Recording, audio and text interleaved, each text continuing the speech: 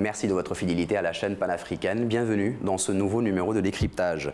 La ville de Bafoussam, chef-lieu de la région Ouest au Cameroun, se prépare déjà à accueillir la Coupe d'Afrique des Nations en 2021. En prélude à ce rendez-vous continental, la ville tente de faire peau neuve, notamment en ce qui concerne ses infrastructures sportives. D'importants investissements ont également été injectés par l'État camerounais pour la construction des routes et des hôpitaux. Awa Fonka, le gouverneur de la région de l'Ouest et d'expression anglophone, est aux commandes de ces différents projets d'envergure. Il évoque dans ce numéro de décryptage l'état d'avancement des travaux. Dites-nous, Monsieur Fonka, comment se porte la région de l'Ouest qui est dans l'attente de l'organisation de la Coupe d'Afrique des Nations prévue en 2021 au Cameroun? La région de l'Ouest se porte bien. Nous sommes en train de peaufiner nos préparation par rapport à cet grand événement que les populations de la région de l'Ouest attendent sereinement.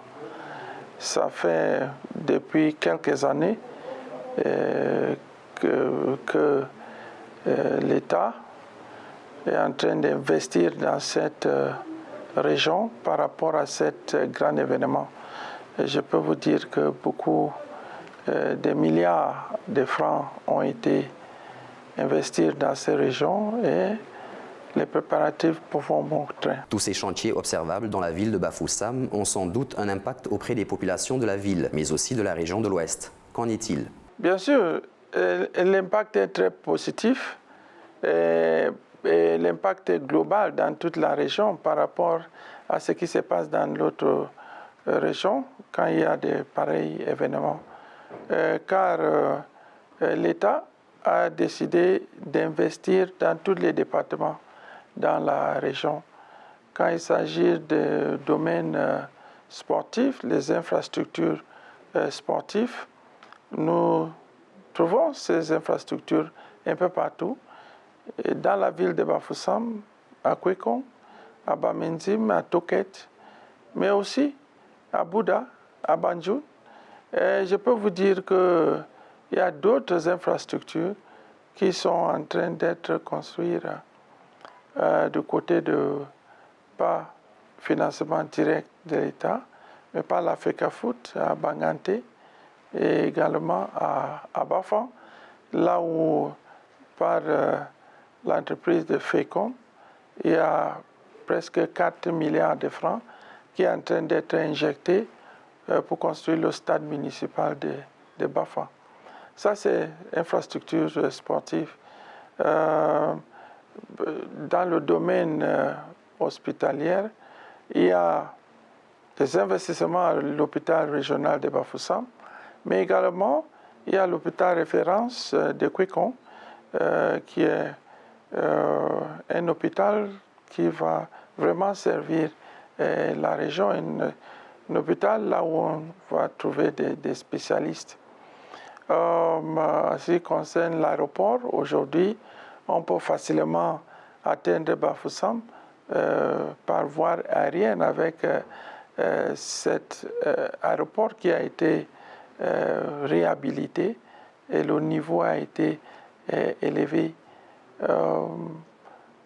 Bien sûr, en ce qui concerne les infrastructures routières, je peux vous dire que nous sommes gâtés.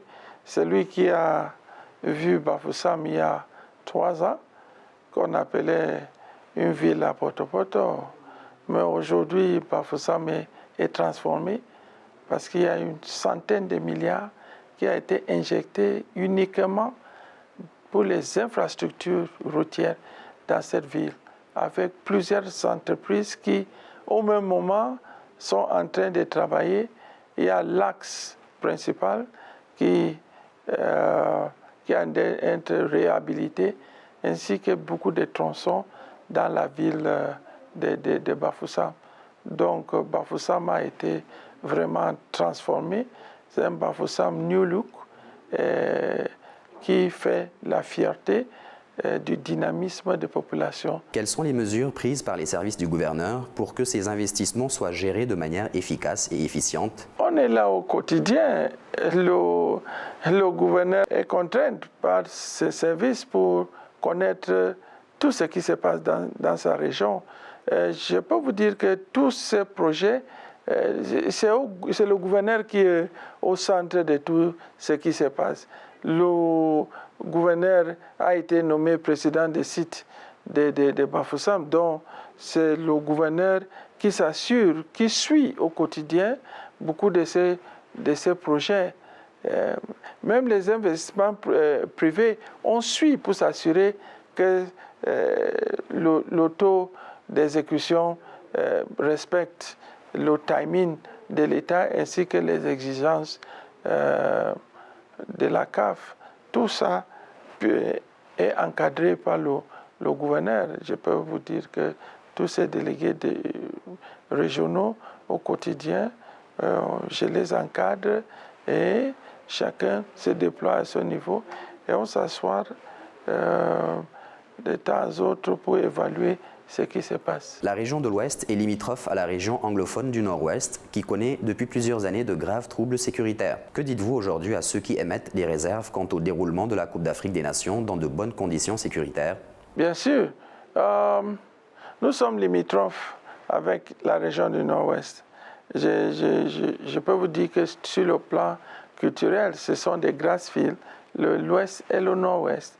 Donc nous comprenons le comportement des populations du Nord-Ouest et vice-versa. Mais par rapport sur le plan sécuritaire, on s'occupe de notre région. Je crois qu'aujourd'hui, il n'y a rien qui se cache sur le plan sécuritaire. Je peux vous dire que malgré tout ce qui se passe là-bas, il n'y a pas eu d'infiltration de notre côté parce que toutes les dispositions sont prises au quotidien pour s'assurer que la sécurité, la protection des personnes et de leurs biens dans notre région est garantie. C'est la raison laquelle au quotidien, ou autant chaque moment où l'occasion se présente, on se réunit pour pouvoir évaluer la situation sécuritaire de la région. Et pour le moment, et dans l'avenir, je peux vous dire que par rapport à cette activité, d'autres activités, la région de l'Ouest reste très sereine pour toutes les activités. Et les populations savent, parce qu'ils travaillent avec nous, qu'on ne peut pas développer, soit sur le plan économique, social ou culturel, sans la sécurité dont les populations s'accordent avec les forces de maintien de l'ordre pour s'assurer qu'il y a la paix dans la région de l'Ouest.